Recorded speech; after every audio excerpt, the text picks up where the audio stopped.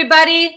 Welcome to Rising Stars. You know who you are. I'm Vessy MInk, and this is the Music Train. Well, sort of. It's actually Rising Stars. And I think we have somebody here who's going to tell you all about it, because without this gentleman, without the iconic introducer, this show would never have happened. We also have a very wonderful special guest in the studio today that we're going to totally learn all about, a writer, director, and actor, and embarking on a beautiful journey, entertainment industry. Let's talk about it. I would like to bring up Mr. Richard Selwyn-Barnett, my co-host, who I really feel is the host, even though technically I'm the host. But welcome to the stage, Richard Selwyn-Barnett. Good evening, Vessy. I know it's your lunchtime, my evening, and thank you for introducing me. And I am your co-host at the moment. Maybe I'll be the host in the future, but I'm okay. Yeah, so today it's an iconic day for both of us because it's our very first episode. Yes. And I'm introducing our guest, who's a very young filmmaker. He's an actor, as you said. He's a writer. He's a filmmaker. I think he might even be a musician. We'll find that out later. I cannot wait. His name is Harry COURTNEY. These are reflecting, so I'll put them down. And he was introduced to me at the end of last year by a mutual friend in the music industry, very high up guy called Nick Lawrence, who was friendly with, I believe, someone that Harry knew. Said, Richard, can you look after Harry and boost him and give him, people that he would never normally meet? And I said, sure. So he came to my first Funky Shirt Lunch Club, which is that's why it says FSLC. So that's a Funky Shirt Lunch Club. In December, he really enjoyed himself, met some great people. Then he came back in January for an even bigger Funky Shirt Lunch Club. And there's been a break between January and now. Here we are in October. And hopefully I'll let you bring him on. Yes. Harry COURTNEY, without further ado, welcome to Rising Stars. We're so glad that you're here. Hello. Hi. Thank you for having me. Hi. So lovely to meet you. Richard has told me just a little bit about you, and it's a big little bit, because you're not only an actor, a writer, and a director, but you have a new film that's about to launch. Can you please tell me more about that? Yeah. Okay. Well, yeah. So, where to start? That's the trick. So it's a film about young onset Parkinson's, which I think is a pretty bold sort of film to go in with. I think because many people know about young onset Parkinson's. I think a lot of people do know about Parkinson's, and it's a love story. It also involves music, and it's a rom-com, and yeah, so that's sort of what the film is. I think I wrote the initial script probably maybe like 6 years ago, and then since then it's gone through countless rewrites, redrafts, and sort of trying to make it. But now finally got most of the funding in place, and the plan is to shoot it sort of early next year. So ready and roaring to go. What an important film! I've not heard of such a film. I mean, congratulations. That's huge. I mean, Richard, we have a legend on stage. I've not ever heard anybody. Well, the word, rising star applies here, because Harry has been through the sort of the film industry mill of acting in front of the camera. He's written and starred in short films, so he's sort of cut his teeth, as they say, and he's worked really hard with some great crew and cast. And now the plunge is to get the feature film made. And then obviously distributed, sold, get it into festivals, get awards for it, Harry. I think we had this discussion earlier. And I'd be able to help him with, all aspects in the future, introduce him to a lot of veterans of the industry. And certainly I was just going to ask Harry a couple of questions. Harry, I would love for you to say to me that you're not using any library music and you're not going to be using pop songs that we've all heard of. Is the soundtrack going to be an original soundtrack like it was when they made the film Grease back in the 70s? That was a great film, and we had all those great songs. Yeah, would that be? Definitely. Yeah. No, that's correct. Yeah, I mean that was also a big part of it when I knew that the film sort of involved music quite heavily. It was always my intention to be like, okay, well, it's got to have original music. Because so many of these music films, they're sort of, you can argue that most of their success also comes from the tracks that are in the song. I mean, the most recent one that came to mind was A Star Is Born. Which is all original music, and I'm sure some people heard the song on the radio and hadn't seen the movie. but then it made them go and watch the film, or vice versa. They would have watched the film and then like, oh, I really like that song. So that was really important to have sort of original music, and I was luckily, after meeting Richard, has introduced me to some fantastic musicians that I'm currently working with at the moment on writing the original songs. Oh, great! Yeah, I mean, we should mention Marty and Angelina Pryor, the Pryors, who are lyricists, musicians, and they've really got behind her. They initially obviously read your script, Harry. That what happened when they read the script? What was their opinion of the story? Yeah, so I believe you put me in contact with Marty, and Marty emailed me and explained, sort of he said he'd worked with the COURTNEY Rebels as a bassist, and he'd done mixing and producing songs and original songs, and he said he'd love to read the script. So I sent him the script, and about a day later, he called me back, and he said. And he called me back and he was like, he really loved it. And he was like, I would really, really want to work on it. And he started sort of telling me all these ideas. And actually, I think Marty was it was amazing to hear someone sort of speak about your script in the way that I see it exactly as well. And then we just clicked straight away. And Marty knew exactly to talk about the characters in such depth and what each track would mean to each character. And I thought, this is the man to do it. And then shortly after that, Marty introduced me to Angie, his wife, Angie, who is a lyricist. And then we started, me and Angie again. We clicked. She read the script straight away. She sort of just started. She explains it, writes sort of in the character's shoes. And we've been working on the lyrics, and she's written some amazing lyrics. They're very very unique. Great. They've got a voice to them. I really love her. I've spoken with her a few times, and we've collaborated a little bit as well. She really is. And I'm so excited. I hope that they're going to be our next guests. If we can make it happen, Richard, that would be great. They're just amazing people, Harry. You're very lucky to have Marty and Angie on board. Yeah. That covers one big aspect of every film is sound and music, and those sort of very important, poignant moments in a film where the music has to fit the scene and the characters and the story. It does make the film. It does. I know you can't say too much about the plot, though, can you? Or can you give us any sort of indication about any of the characters, for example? I mean, is there some, quirky, interesting characters? Try and think of a way, I think, that wouldn't spoil it. Yeah, don't spoil it. Don't spoil it. So it's a love story, and it's obviously set between two sort of early 20s characters, both from very different worlds. Obviously, one of them has Parkinson's, early onset Parkinson's, and one of them doesn't. And it's the music that really brings them together, and that's sort of the start of the love story, as it were. There you go, it's a love story. I can't wait to see it. When's it coming out? Who's acting in it? No, actually, everybody, we can't talk about it. We can just talk about it a little bit. We get your taste buds. Like, we want to know more. Can we give the title of the movie?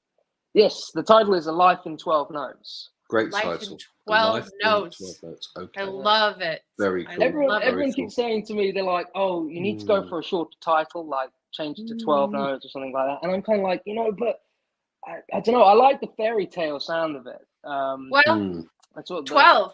12 is a cool name too. Just 12 people. Well, yeah. What's 12? What's 12? What is that? I don't know. Yeah, no, that could work. But it's that's it, and that's the name of it. And as for when it come out, I hopefully it would be. So we're planning to film it early next year. So I'd like to think the end of next year it would be out. Right. Be good. But as Richard knows, distribution is a whole nother ball game that will need to be tackled once we get to it. Well, we'll see how it goes. Oh. Yeah. How can people get in touch with you? I want to put your contact here as a banner, if I may. Or is there can we find you on X or on LinkedIn? I've got LinkedIn. LinkedIn's probably the. I'm not a big social media person. I probably need to get on that a bit more. That's going to change. That's going to change. LinkedIn. I'm on LinkedIn. That's a good one. We'd love to have you on X, on the formerly Twitter. I host a lot of spaces, and Richard was on the other day, and we had a wonderful space with a dear friend of mine, and a conversation. And audio is very different, obviously, than it's pretty much live radio, and it's just another wonderful platform. There's a lot going on that app. So I have a question about how you got into acting, directing, writing. I mean, were you always theatrical? Like as a child, do you have like a story that we could kind of connect to and kind of like visualize, this is how this young man, I mean, you seem pretty, I mean, in your early 20s yourself, am I correct? Yes, yeah, 25. And are you acting in the film? Yes. Okay, good. Yeah. Right on. Excellent. So how did the origin stories or what? It all started a long time ago when I think I sort of we went on holiday to France, and we used to go with sort of family friends. And I remember he had a video camera, which is his mum's video camera. It was like, you know, those back in like the early mid 2000s, I should say. Those little cameras that would take pictures but would also video. And you had like digital zoom and the thing would come out. Yeah, that was it. That was it. So he had one of those. And I remember being like, we were like, let's try and make a film. So we're like, okay, so we made this little film. I think we called it The Young Agents. We thought we were secret agents or whatever, because I think James Bond was a big thing at that time. We were interested in James Bond. And he had this program called Windows Movie Maker, which is like a real basic editing system. I remember we'd go out and film it and then come back and cut it together. And every year we went back, we'd make another one. I think that's sort of where, like, I realized there was such thing as making a film. And that was that. After that, I was, you know, all the way from being sort of about 10 up to now, I was making short films with my friends and just amazing. It was constant. But then I suppose the time when it was, because I had no idea you could make a career out of it. It wasn't even on my radar. You know, this was just like, I'd make these things and just, you know, I'd get all my family members in the living room or whatever, and we'd watch the film, and that was it. I was like, you can't how make cool. things. That's so cool. How many do you think you have? How many do you think you have of these films? I mean, of like the ones I made when I was a kid, probably, I don't know, 10 or 15 maybe. Wow. That's incredible. That's a good way to start learning how to, you know, sound, lighting and camera movements. And did you work with sort of amateur type actors and drama students and things like that originally, Harry? No, I mean, at this point, this would have just been using my friends, basically. It wasn't until probably after college when I did a couple of short films that I've used actors, trained actors and whatnot. And then that was a whole nother sort of learning experience. But yeah, I think that's sort of where it started. But then the flip between, so obviously you're making these films as a kid, it's just, there's not much theory behind it or whatever, or writing. There's no writing of a script. It wasn't until as I got a little older, and I was still am a massive fan of Doctor Who. And that was when I was like, oh, this is a real thing. And then like, there is like formulas, so like Russell T Davies, I think he's probably the reason that I've got into writing scripts, because of his scripts on Doctor Who. And then the same thing, you know, I saw David Tennant and Matt Smith, and I was like, oh, these guys, when I got old enough, I'm like, they're not actually Doctor Who, they're actors. And I was like, this is great. So you can like pretend to be someone that travels through space and time and get paid for it. I was like, this is the best thing ever. So that's where like the acting bit came from. And then, and then I got into watching films and realized, oh, there's a director. This is the guy that, you know, sort of, it tells the story and puts the story together. And then I look back at it, I'm like, I was doing all these things that I never knew they were real things. And that's how it all came about. And now I'm here just about to start on my first feature film. It sounds like it's a big break. Yeah. Well, that's the thing. I mean, I realized very quickly afterwards how difficult of an industry it is. And like I say, I've been trying to make this film for the past 6 years, and all you get is discovered is no. And the minute, like, I remember quite famously, I remember I'd got in front of a studio with a very early draft of the script. And I say in front of a studio, it was an executive that worked at the studio. And I remember he turned around to me and he said, look, the script it's good. It needs a lot of work. He goes, but even if it was a great script, there is no way we would let you direct it. And I was a bit like, okay, why? So then it's not because, you know, believe in your ability or vision. It's just by the simple nature of the business. He was like, and this may be true now or was then or whatnot, but he was like, the thing is, the film is insured against the director. And at the time, I was probably 19. There's no way. This is they budgeted it at maybe like 6.5 million at the lowest to make it, and they're like, there's no way you do that. You kind of have to do something first. You have to have done something before you can do something at this level. And then I thought, well, that was the point where I was like, you know what? Then I'll just sort of do it myself. Right on, Harry. I'm glad you did. That's so right on. I mean, you could have told them. That's true. Very true. Well, we'll see. We'll see if it works out. It could be. Oh, it's going to work out. It's got to work out. No, it's not going to be a disaster. Richard, do you think it's going to be a disaster?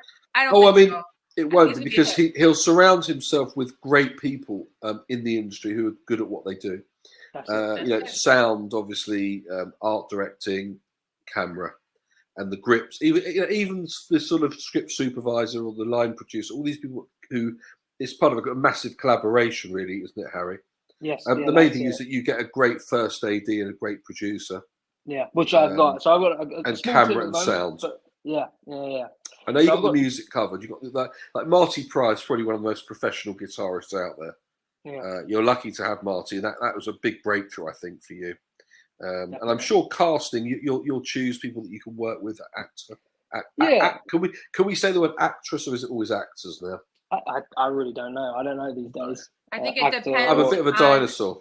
It depends on the actor if they prefer to not be genderfied. Is that a word? I don't even know. I think that probably. See, I don't subscribe to any of that. I mean, I might get shot down in flames, Vessy.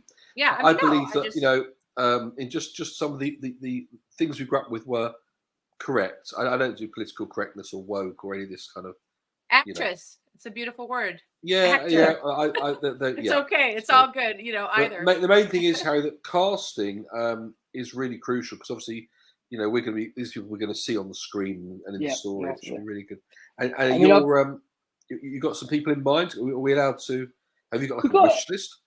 I mean, I don't know whether there would be anyone sort of famous in it, just because we didn't have the budget for it. But sort of my approach to it really is just sort of doing open auditions, and I've always sort of maintained that I will know when they come in the room, probably before they even said their first line. I'll be like, that's who's perfect. The rising stars, other rising stars. That's it. And I like the idea. I like the idea that maybe sort of everyone who's working on this film can get something from it, right? We're all at the same level, and hopefully this film will start our careers in which way we want to go. I mean, sure, it's great to have big named actors because it helps you sell your movie, but there's some incredibly talented people out there that just haven't been discovered yet. True. And the subject, the concept of the film it's so important. I can't stress that. If you're out there watching, this is Rising Stars. We're here with Harry, Courtney, and Richard Selwyn-Barnett. I'm Vessy MInk. This is our episode 1. Thank you so much for tuning in. Don't forget to share with all of your friends. We're not done talking. I just wanted to thank everybody, including Metaverse Generation and Mr. BK Han out of Singapore, and the Music Train presents Rising Stars for our very first episode. This has been amazing. I absolutely want to audition for. No, I'm just kidding. But really, what's the line? Whose line is it anyway? Look, we've got. There's a big scene where I need a lot of people in it. So yeah. Do you need? Hang on. Do you need a pink guitar in your film called Sheena? Why not? Yeah, I was going to say that's a great looking. Is it an Ibanez? Is that how you say it? That's not incorrect. It is an Ibanez. It's nice. It does look cool. But I'm not sure if it's Ibanez or Ibanez. I've always wondered myself. So, but yeah, I think Ibanez is the way that I've heard it. But yeah, do you play guitar? I do. Not. I mean, not on a professional level. Do you have one with you? Because I'd love to hear. Not in here. Not in my office. They're all in my house. But Oh, look what I have. Oh, look. Woo. Oh, I happen to have. Now you're in for a big treat, Harry. You didn't expect this. A special performance. Yeah, if you give Vessy a few words, like from your film, she then composes the lyrics right in her head, and she plays them like almost within a few seconds. I've never seen the process like this. It's unreal. Music Train started as a concept with a song written Connect Club, and I think the interesting part is those are actually NFTs now. And Richard is correct. I've written a lot of songs on the spot with people's words. and they've given me some silly ones. So I'm going to say, don't give me any silly words. No, you can if you'd like. But honestly, what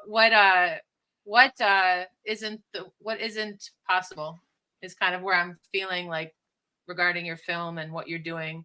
You know, I just wish you the best, and I think that it's going to be successful. And you're amazing. And thank you for being on the show. Well, thank you for having me. Yeah. Great. So glad, Richard. Thank you, Richard. What an amazing first guest. My goodness. Wow. How long have we got here, Vessy? Can we stretch it out a bit longer? Yeah. We have as much time. 1 hour was the go-to. So that's brilliant. Here. So Harry, it's not over yet.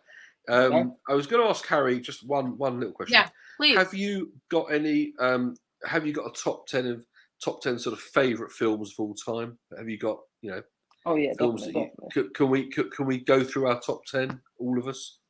Would love to hear that. I've definitely got 10. I have to think of 10. The thing is, I'm always changing my mind on what my favorites. I'll tell you what. Let's start with 5. Start with 5 films that you've watched and you've enjoyed, and it'd be great just to find out what sort of genre you like, and 5 great films. 1 second. I'm just on the call, maybe. Okay. No. Give him a beer. He needs a beer. No, it's all right. I'll be down in a minute. That was great, Harry. I loved it. I'll give you an inside note. He's actually going to be in the film. Oh, he is. Oh, cool. He is. Okay. With the can of hype, with product placement. Does it reach the parts other beers can't reach? Allegedly. I think it was that. I can't remember. Sorry about that. Strap line. That's okay. During these interviews, you need to keep drinking, keep your throat, lubricated. Yeah. So, Pulp Fiction, one of mine. Thelma and Louise, Scarface, Steel Magnolias, Titanic. I love films. I love Breakfast at Tiffany's. Great film. I can go on and on. A great film. Who doesn't want to see one? I mean, there's so many that have shaped us. Well, I was texting with Sean Hepburn in Italy about 2 weeks ago. That's the son of Audrey Hepburn. Believe it or not, and about an artist. And it was about an artist who's drawn a beautiful portrait of Elizabeth Taylor, and she wanted to reach out to Sean Hepburn and get permission to do a similar portrait of Audrey. She's doing sort of Hollywood icons and actresses, goddesses, and that kind of stuff. It's very interesting. So but Harry, you got. I'll give you my top. Well, I can do top 5 or 10 or something. I want to hear your top 10 for sure. Well, I always start off in 1969 with Easy Rider and The Italian Job. Those 2 of my favourites. I then jump 2 years forward to 71 with Dirty Harry, Get Carter, The French Connection, Straw Dogs, and there are other films as well. 73 would be The Wicker Man. And I knew Robin Hardy directed it. And 72 was Deliverance. I knew John Boorman. Oh, wow. Directed that. I met Billy Freakley, who did The French Connection and The Exorcist, by the way. I mean, I got to, along the way, Harry, I got to meet all these people. And it could be at a book launch. It could be at a private party. It could be anywhere. These are random encounters, never planned, right? But those films, the 1969 to 1980 or 81, that was a golden era for film and music, by the way, as well, but definitely film. I mean, Marathon Man, Midnight Cowboy, of course, was 69. Go on and on and on. One Third of the Cuckoo's Nest. My God. But that whole era, The Conversation, Apocalypse Now, The Godfather, Serpico. So can you imagine that Jaws, of course, and Grease, and I just can't stop talking about the 1970s Jaws era of films. Just to mention Jaws, still to this day, so scary. I mean, what they did in that film, that's iconic. I've never seen anything again like that. Have you? Yeah. Have either of you seen anything to that? No, he really, really ratchets up the tension. I mean, I saw it when I was 8 years old, and I don't know how we got into the cinema. I think we might have got in the back door of the cinema. It was at the Barnet Odeon, which is now the Everyman, by the way, but it was originally the Barnet Odeon. And myself and Daniel Elias went in, Now, Daniel Elias went on to a career in reality TV in New York in the sort of 90s. He made 150 episodes of Dog the Bounty Hunter. I think I've spoken about him before. Yeah, I think Dog so. the Bounty Hunter, check it out. But he and I, we used to go to the cinema all the time and ride our bikes and do that sort of stuff. Aww. Yeah, Jaws. Jaws was scary. It was scary, actually. I think I saw it at 8 as well, oddly enough. I think I remember not being allowed to watch Jaws. I remember my parents being like, "You're not allowed to watch it until you're 12." why. Because I think I'm the film glad. was at 12. Actually, No, my mate had he at his house. He was allowed to watch like 18. It's like I remember watching. You used to watch Predator there, Nightmare on Elm Street, but he had the Jaws DVDs, and I remember that's the first place I watched them. And his parents were like, "Oh, your parents okay with you watching?" So I was like, "Yeah, of course it's fine." Anyway, I never swam for years after that. Well, I actually interesting. In '99, I found myself scuba diving just off the coast of Koh Tao, one of the islands off in Thailand. Yeah. And the first day of scuba diving, I'd cut my arm and my leg on I'd slipped in a concrete ditch and I'd smashed my arm and my leg and it was all bleeding. And I said, guys, don't worry, go in the water. There are sharks, but they won't smell blood or whatever. You'll be all right. And the salt water will heal your wounds. So we dived in. We're going down about 12 meters, I think it was. And loads of these kind of like little mini sharks were floating about. They were pretty harmless, but yeah, I was a bit worried. You swam bludgeoned, surrounded by sharks. Yeah, open. Okay. I'm gonna bring that story. Wounds. I'm gonna bring that story back one day, and you're gonna say, "Oh, I shared that," because I have never heard any. Harry, have you ever heard anything of that nature where someone? Are you putting us on? Unbelievable. Yeah, it's one of the many stories. And actually, when I came out of the sea and I went to the beach bar, I bumped into Jackie O'Sullivan, who replaced Siobhan in Bananarama, a 80s pop band. Of course you did. As you do. I could listen to Richard all day. Like Richard and Harry, it's about you. Forget me, man. No, Harry, it's all about you. Top 5 films, is that what I was supposed to think of? Yes. Yeah, okay, let me see how far I can go. You might see a pattern here. Definitely number 1, Back to the Future. I would argue Back to the Future 1, 2, and 3, but that'd take up too many. Awesome. Back to the Future, Top Gun. What else was there? There was Whiplash, Damien Chazelle's Whiplash. Really loved that film. What was it? There's one, you might not know it, but really good film. I'd recommend you watch it. And in fact, I think it's probably I use it as a comparable for my film when pitching. A film called Adam. It's got Hugh Dancy, is that his name? And Rose Byrne. I hope I said his name right. And that's a film about a man who's got autism and falls in love with his neighbor. And it's a very sweet story. And it's shot in New York. Film looks great. Proper like autumn winter film. So definitely that one's one of my favorites. And number 5 would be that's a difficult one. It's like I know it. Number 5. Something romantic. Yeah. Oh, what's a good romantic film? Dirty Dancing. Ghost. Oh, there we go. Look at you. One of my favorites. I love that movie. What a great movie. It's a bit of an 80s trend there, but totally. But what a perfect movie. Everything correct. It was a great film. So again, saw it when it came out in the cinema. But Top Gun was great. I went to see that. I remember I forget who I went to see Top Gun with, but it was would have been a girlfriend at the time. And Platoon, of course, the same year in Denmark of all places, and then Lethal Weapon in Sweden the year later. Yeah, I love those movies. In '87, and then loads of stuff in Hollywood and throughout America in '87. I was there. That was really great. Untamed Heart was a good film. Oh, such a good one. Was that with Christian Slater and Marissa Tomei? You'd like that, actually. True Romance also. True Romance was great. So good. Yeah. In fact, when I spoke to Tom Sizemore on Clubhouse, who's the guy who was in True Romance with him and Chris Penn were the cops, right?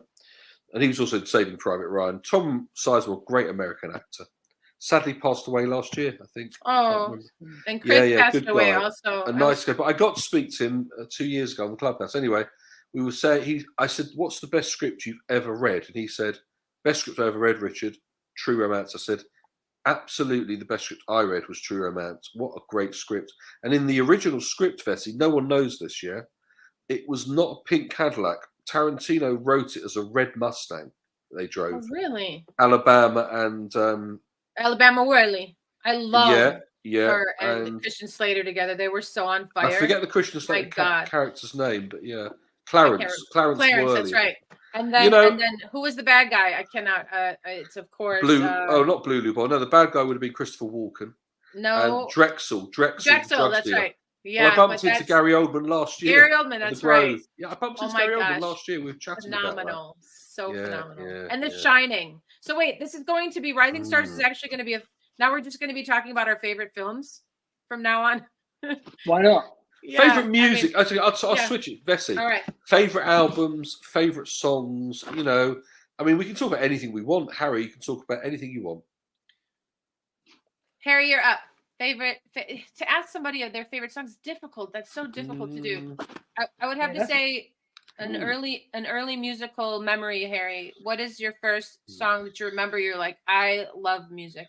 I love music. Like you just couldn't help what it meant to you and means to you, kind of from the beginning.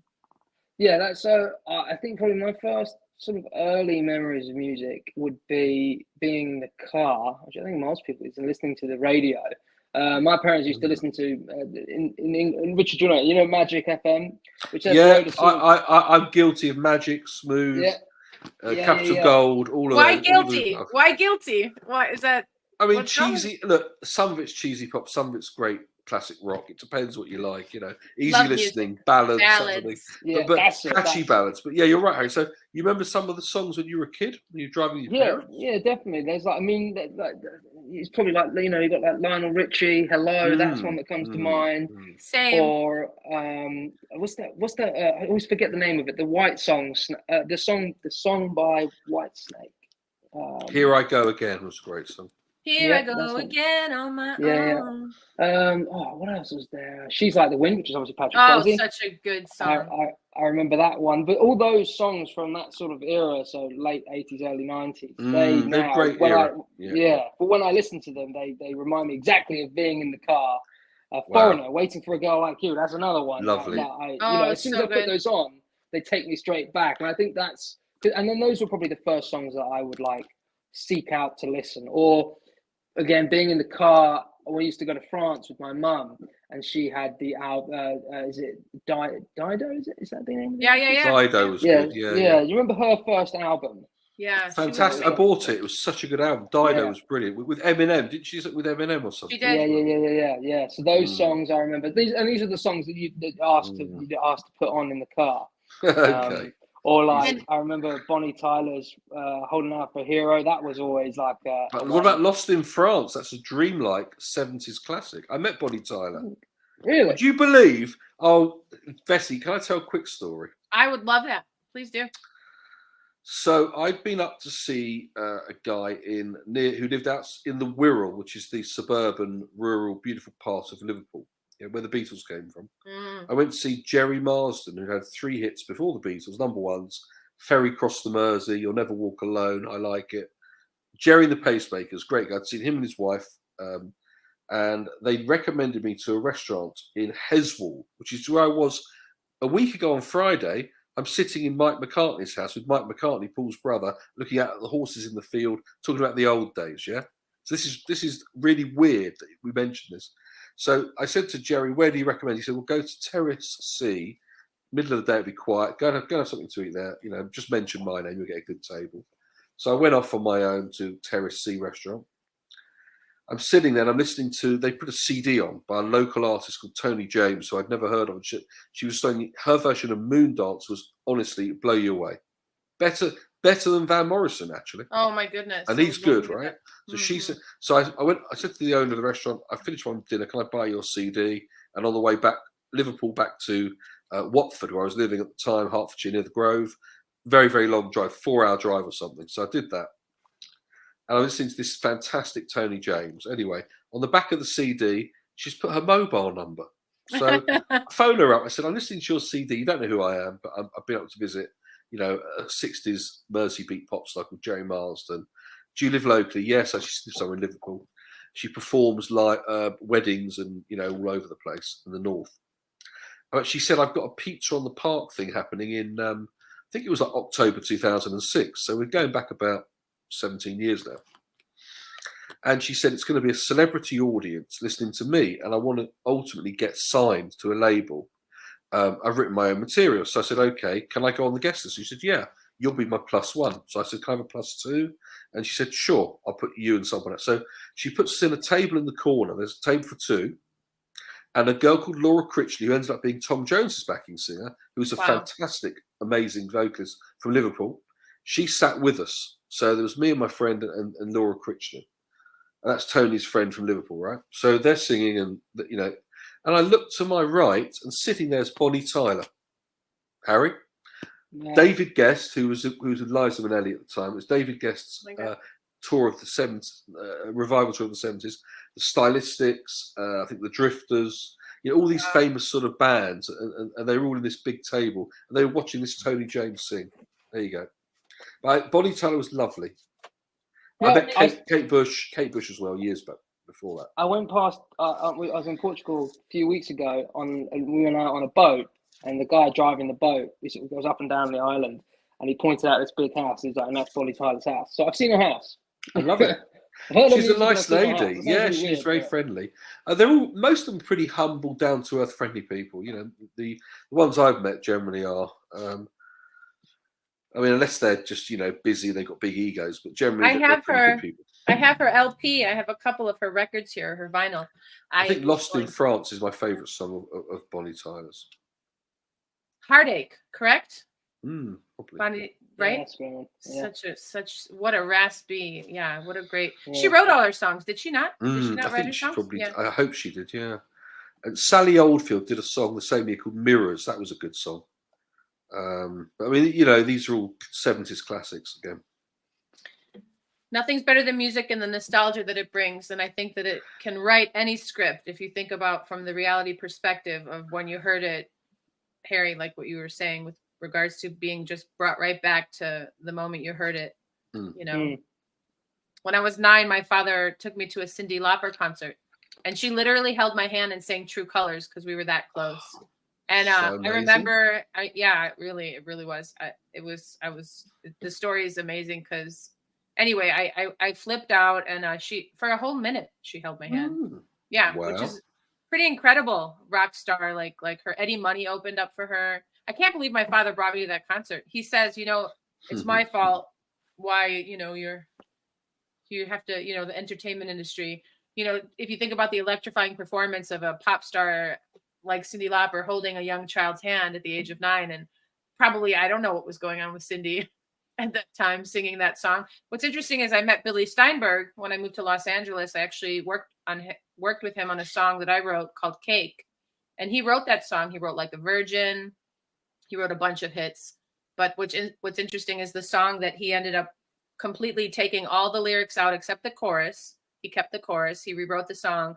And it was an exploitative song for a young woman to sing. Kind of. I'm not going to say that it wasn't. And when my boyfriend at the time, we were in a band called the Lovesick Lunatics in Los Angeles. When he heard it, he's like, I like your version better. He's like, and that was my love. And I was like, yeah, I think you're right. I like my version better too. But I'm like, Billy, I think I like my version. I think, can we keep working on it? He's like, it's your vehicle. And that was the last time I talked to Billy Steinberg. How cool is that, though? What a great story. You've got so many great stories. And Harry, you've got lots of future things going to happen in your career, your life. You're going to meet some amazing people through your work in film. Yeah. And have you got any future projects you can discuss with us in brief, like sort of television series or other films? Are you working on some other stuff? I'm always always got other ideas in the bank. I do really want to do a TV series, just because otherwise, if you're telling a story in film, it's a pretty condensed story unless you're doing sequels. But I really do like the idea of making something that can span over the course of a few years. So I've got these are sort of all half-written scripts, or I have outlines of things. Where do you get your ideas? Where do you get your ideas from? Like, when are they? Are you up really early in the morning? Are you like a 4 a.m., 5 a.m.? Like, I'm like chilling. I woke up early, I got my coffee, and I'm like gonna just completely focus on like this amazing idea that I have, or like, how does it come to you? I mean, it's always changes. Sometimes I'll be watching something and I'll be like, I'll watch. So, for example, I really want to do a time travel film, and that came from I was watching Back to the Future, and I was like, I love this film so much. I wish I could do something similar in a similar vein. Sometimes it's like that. Sometimes it will be, what I'm into at the time. So that the music aspect for this film, Life in 12 Notes, because originally I didn't know the music thing was going to be so heavy. That came from I got into listening to John Mayer and found out about electric guitar. And then I started to learn electric guitar. And that's where that then led in. I was like, okay, music is my thing at the moment. So I'm going to make a film about it. That's kind of what it is. Whatever my thing is at the time is going to somehow translate into me turning it into a story. That's pretty much what it is. Got it. But inspirations, I mean, sometimes like I'll be driving and I'll just have to pull over and get my voice note, or I'll write like a few words and put it in my notes because an idea will just pop in. But I've never been one of those people that sits down and goes, all right, I've got to think of something. It's never been like that. It's always just sort of come. Absolutely. That's sort of, that's cool. Process. It's incredible. Let's do one now. What do you think? Okay. What do you think? I had the word that I wanted to. Richard, you said something that made me. When we watch this after the fact, I'll remember now what that lyric was. It was just some of your spoken word, and I wanted to start the song with that, but we kind of like intervened into a different conversation, which actually was where we needed to go. But I think I would really just love a sentiment, I suppose. If you could each give me a sentiment or a word or two would be fine too. I think the word compassion and fashion and compassion. Okay. So if I'm going to come from the juxtapose of and the only reason I say that is that if you are in the fashion industry, you should have compassion and not hurt animals, just be cruelty free. Okay. Compassion in fashion. That's my new line. I'm gonna go with something that rhymes. I think it rhymes. Conviction. So if I don't use the word, I'm still going to use the sentiment of what you're speaking about. Okay, guys? Okay. Does conviction rhyme with friction? Friction. Yeah, I think so. Oh, something.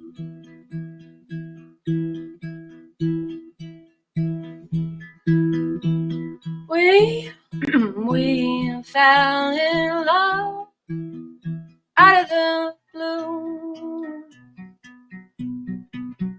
I didn't see you coming. Oh, radiant skies over blue. You didn't see me coming. Oh, what magic is this? What magic is this? Oh, such a child in it. Oh, such a wild heart saving grace. In 12 notes, it was over. In 12 notes, I didn't see you coming. Oh, out of the blue. What conviction brought me here? What compassion brought me? Oh, the fashion of 12 notes. I love you. I love you.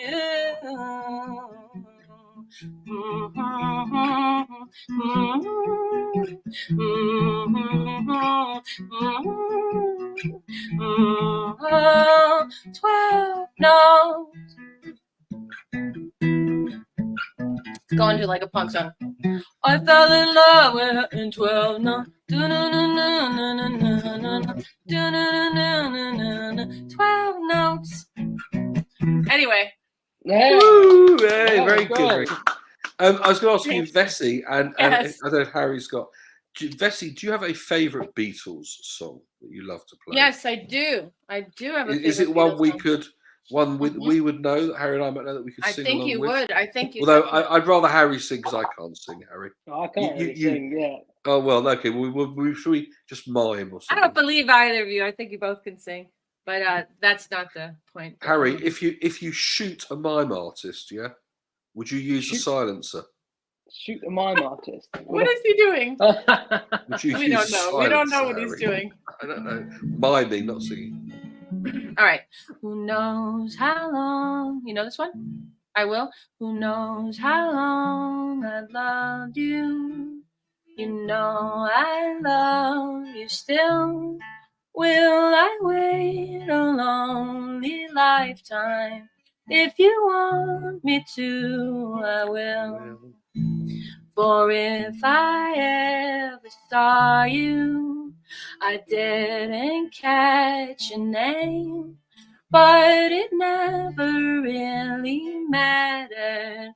I will always feel the same. Love you forever and forever. Love you with all my heart.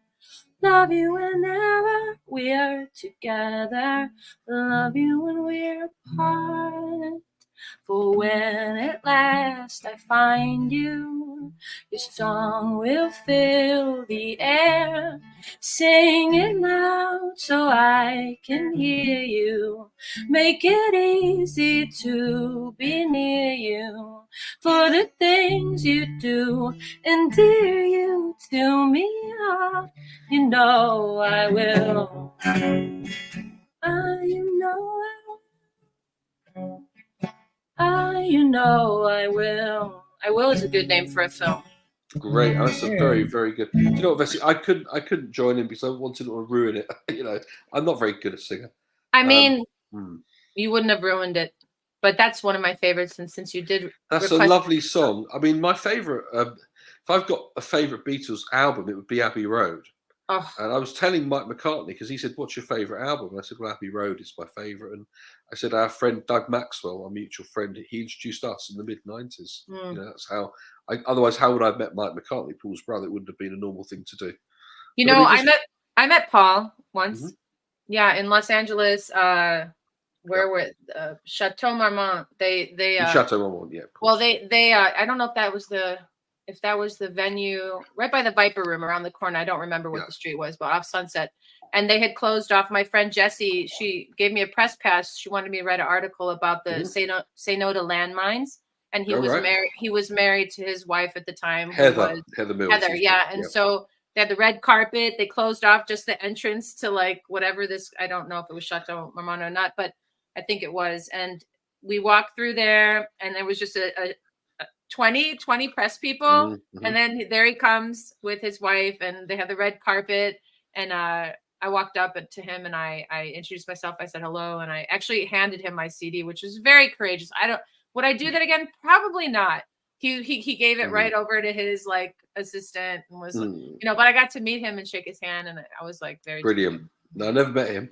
I never met any of the Beatles. Just the brother Mike and this guy Joe Marsden. He used to sort of say to me, "I had 3 #1 hits before the Beatles." Yeah. Really? Yeah, a few months before that. Now that's a movie. That's a movie, like to start. Like I mean, Harry, you want to hear a beautiful ballad? In 1967, the year I was born, Jerry wrote a song called "Don't Let the Sun Catch You Crying." That song, if you could get a cover version of that in one of your films, have a look at it. It's a dreamlike ballad. I mean, I love dreamlike ballads, Vessy. I think Yesterday, Eleanor Rigby, all those. Yesterday's a great one. Eleanor Rigby too is a cracking song. Oh, so good. Everything. They're my favorite. Beatles are probably my favorite. P.P. Arnold does a good sort of cover of Eleanor Rigby. There's some cracking tracks. Anyway, listen, we got about the beat. That'd be another show, I would imagine. For the beginning of the Beatles. For the beginning of music, for me, Buffalo Soldier. I just remember my mom would be playing Bob Marley and the Wailers. Obviously, Bach, Beethoven, Chopin, Handel, all the classical, and then ABBA, and then Michael Jackson, big time. Michael Jackson. I had his LP, his record, the one where he's in his white, I think blazer with black, and you kind of see his wrist, and you can kind of see his tendons, like he was really thin. And you could they did such a amazing album cover, it's like was glistening. Yeah. So, and then the music was just like popping. Amazing. I mean, Vessy, an interesting fact. Earlier today, I was called by Bruno Tilly, and he's the guy that filmed the video of Buffalo Soldier. With crazy. Bob. That's and crazy. He designed album. And at the Funky Shirt Lunch Club in January, Harry, Marty was talking a lot to Bruno Tilly. He came to the dinner afterwards. I don't know if you met Bruno Tilly there, but he's an iconic character. And you should definitely meet him. You will. Sounds great. I'm so happy. What an amazing first episode. Like, I'm just hoping that like you and Richard, Harry, could go into some acting right now. Could we script out something improvisational just for fun? Improv. Yeah. Okay. Can we do like? Can I give you? I'll be the director. Okay. This is the scene. You're at the cafe. It's Pulp Fiction vibes. You're having lunch. Somebody comes in. And they start to talk about the movie Pulp Fiction in third person. And you're kind of thinking, am I actually in the restaurant right now? And is this being filmed? You're having kind of does that make sense? Like a juxtaposition fantasy. Anyway, yeah. If you don't want to, you don't have to. So we're in the film of Pulp Fiction, kind of.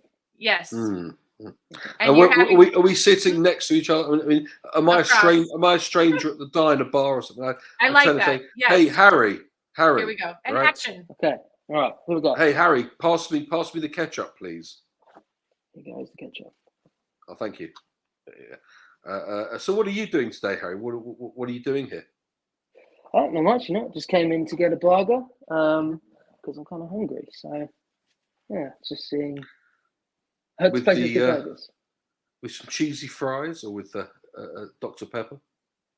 Yeah, with definitely with the Dr. Pepper because I've heard the Big Kahuna burgers are the best.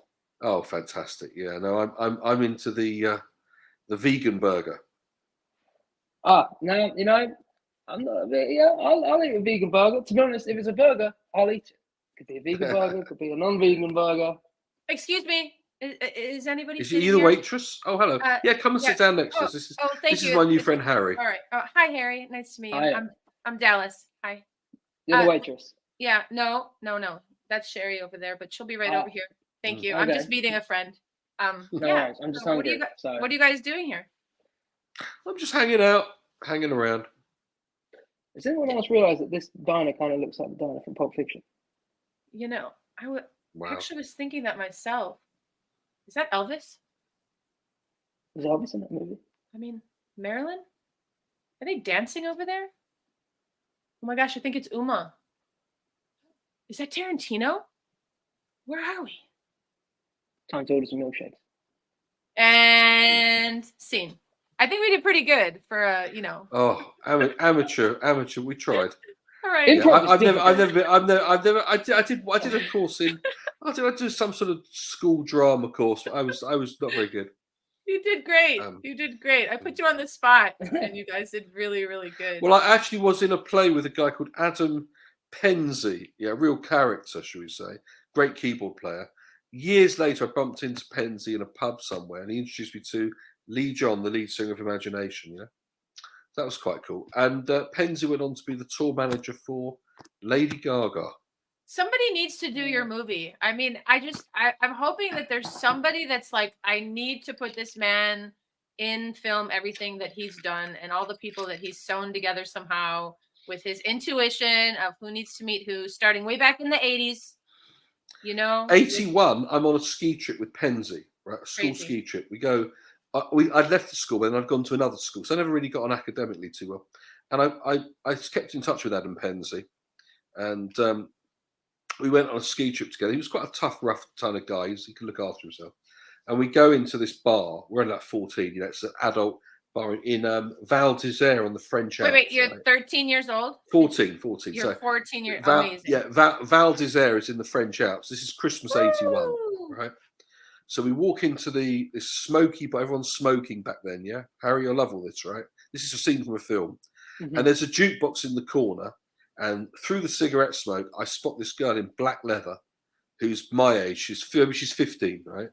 And her name was Patricia Deloff, and she was from Paris. And I went over and I just grabbed hold of her and I just started dancing. And the song on the jukebox was Black is Black, I Want My Baby Back. Oh my God. What a great... And then she goes over and puts like 10... I mean, it must have been 10 francs or whatever it was, you know, at the time. Like 10p or something in the jukebox. And she puts on a song called Spacer, which was out the year before, which was that sort of, you know, Nile Rodgers kind of disco hit, Sheila B. Devotion, right? Mm-hmm. And the whole dance floor erupted, and we were dancing to Spacer. I was a good dancer. Penzi was good. He was with her friend, and we ended up kissing and cuddling, as you do when you're 14. And I can't tell you any more details, but we had a great night with these two French chicks from Paris, and that was my that's my only thing. I'm not going to say any more. That film should be called French Chicks. She sent me a perfumed love letter. You know, in those days, she wrote my address and didn't have my phone number, just wrote to me. Do you still have it, Richard? Yeah, somewhere. I've got Patricia Deloff's perfumed love letter, and we met. That's the beginning of that's the opening of the scene. Well, the only reason was because I hadn't seen Adam Penzi for 20-something years, and we bumped. No, 11 or something years. We bumped into each other in a pub again, in a bar or something. We said, "Hey, what are we up to?" He said, "I'm doing like a lot of music stuff with lots of bands, and I'm traveling around." And he did for my first short film, Harry, a 16mm film that I made with Lee John. Lee John was starring in the film with Howie, the guitarist from Roachford, and a guy called Dorian Luff, who was in Notting Hill with Julia Roberts and Hugh Grant, and Alex Lowe was there, who was in Peter's Friends. Justin Chadwick was there. He was the guy who directed Mandela with Idris Elba, and The Other Berlin Girl with Scarlett Johansson, Eric Bana, and Natalie Portman. So we had everyone I knew was there, yeah. And Penzi did the soundtrack for me. He did like this 55-second instrumental thing. It was great. So I don't know whether he'll be on social media. His name's Adam Penzi, Pendse. Look him up. Okay. He might be. I don't know if he's on. I haven't seen him for years. Would you gents like to hear a song from two of my guests that were on just a couple weeks ago on the Music Train? I'd really love to share it with you. Here we go. This is Eva Burr out of Siberia. She's an NFT artist, award-winning, also a musician, with Songs of Eden out of Stockholm, who's a producer, multi-platinum winning producer here. Check this out. This is called Oceans. And thank you, everybody, for tuning in to Rising Stars.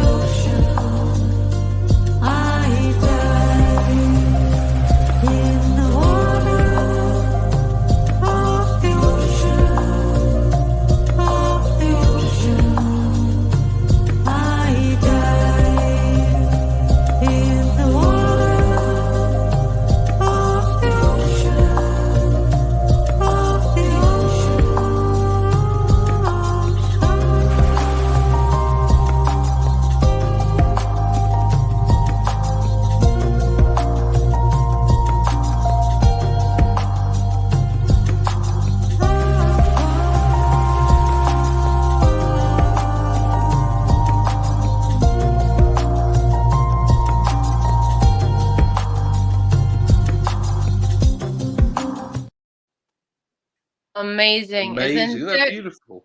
So I had them on maybe 3 weeks ago, And but Eva Burr, she was on season 2. My goodness. So on X, on formerly Twitter X, she will come into a space, talk about her art.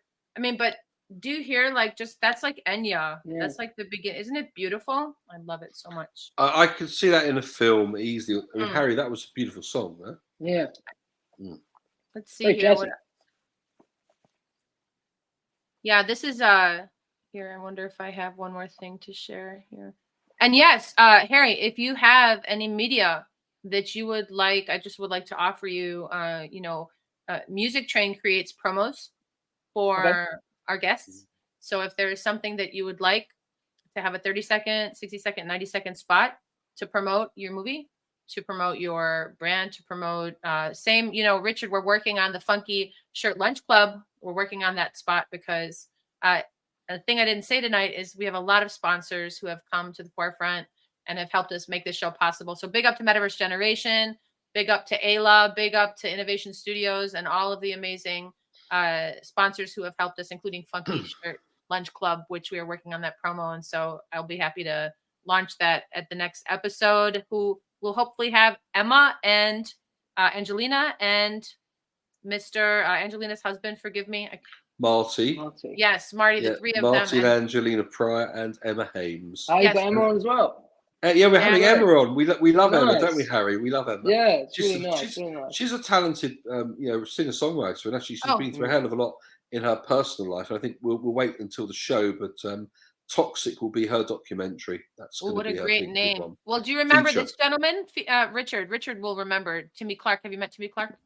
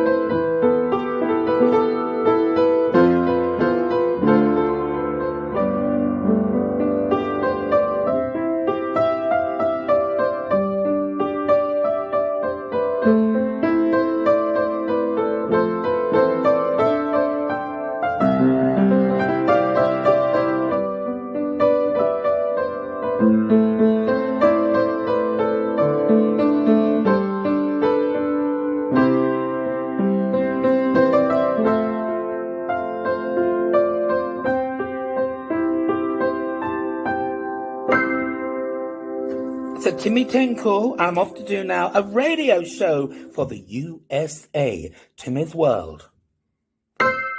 Here comes Hollywood, or Cricklewood. Fantastic. That was great. Love that guy. Yeah, you'll meet him. Harry, he's another one you'll be meeting at some stage in the future. Did he write that piece?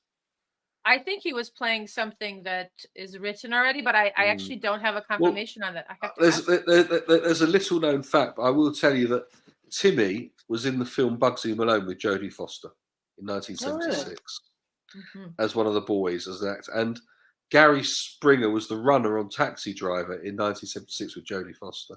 Scorsese's Taxi Driver. Gary Springer, Vessy, we've got to get him on the show. He was in bed with Marilyn Monroe when he was 6 years old. What? True. Yeah. What do you mean? Like she was his babysitter? Father, yeah, and his father was her PR guy with Elizabeth Taylor, Richard Burton, Paul Newman, Ginger Rogers. Oh, how cute. And many other famous Hollywood icons. That's amazing. And on that note, it is coming to the time, guys. We are past the hour. Harry, Courtney, thank you so much. Thank you, Harry, you are a true rising star, my friend. Congratulations on writing this amazing script. We look forward to seeing you for a follow-up next year, hopefully, with more information, more news about how the film is going. Hopefully it'll be done by then and be able to... Come back on the show. We'll be looking forward to it, Harry. Thank you. And, Richard, thank you so much for being you, because you're amazing. So are you, Vessy. You're very talented, great voice, great singer, great calmer. Thank you. I love both of you. You're very nice people. Well, we have a mutual admiration here. I need my funky lunch club shirt, and I need to meet you in person. I didn't put a funky shirt on. Actually, I thought I was not doing a funky shirt thing. So I just because it was really more about Harry, and Harry's got his. Is that a you didn't want to take away? Yeah, it's quite funky. But It's quite funky. I want to hear you sing. Can we hear you sing before we leave, please? Who? Which one? You. Me. I don't know anything. It's so technically this is Music Train presents the Rising Stars. So I mean, you know, a song. If you have like 30 seconds of like some jazz, I don't know. Oh, I mean, the thing is, I've only just started taking vocal lessons, so I'm not that good of a singer yet. Okay, all right. Is there anything I could sing? Yeah, come on. Oh, let me think. Is there anything I could probably not butcher? Let me think. No, I don't think I don't want to. I'm gonna watch it back and be like, it's hanging. Oh, okay, God. fine. Next time Very we come back, though, yes, I've had more vocal lessons. I'll be able to. You heard it here. Rising and Stars. I'll give you a have proper rendition. Yes. Okay. Rising Stars Part 2. Harry sings. That's Harry sings Yes. the blues. You can hold me to that one. Yes, we're holding you to it. And hey, Vessy, how about everybody. Harry? Harry sings Streisand. Yeah. I mean, that would be incredible. That would be absolutely she incredible. had some great hits. Oh my God. I love Barbra Streisand. That's definitely going to be out of my vocal range. But no, I don't know. You could do anything. You're young, beautiful. Harry does the Bee Gees. Harry does the Bee Gees. There we go. How deep is your love, Harry? I'll do the Bee Gees. Everyone loves the Bee Gees. You can't not love the Bee Gees. He just asked you, how deep is your love? He asked you literally on this show. Yes. I mean, I think one of my favorite Bee Gees, I mean, I like a lot of them, was a great song. They had a ballad in the mid-70s. It was called Fanny Be Tender, and it was a wonderful track. You know, you sent me a bunch of songs because I asked you to. I have your playlist, and so I've created a Apple library for it. I'm so excited to learn those songs. Harry, I'm going to send it to you because some of these songs, I mean, everything, obviously, that he says is like gold. So big up to Richard Selwyn-Barnett. Big up to Harry Courtney, our amazing guest for today, episode 1, Rising Stars. Thank you to the guests, to the viewers. Thank you so much for tuning in. We will see you next week with a very beautiful group of people that are going to talk to you more about the things that they're doing and why Rising Stars is on the rise. Because if it's not you, who is it? Big up to Vessy MInk. Thank you. And Harry. Metaverse Generation, Mr. BK Han. Thank you so much. BK Han. Yes, we will see you soon. Bye, everybody. Thank you. Stick around. I want to talk to you guys. Okay. Bye. Cool.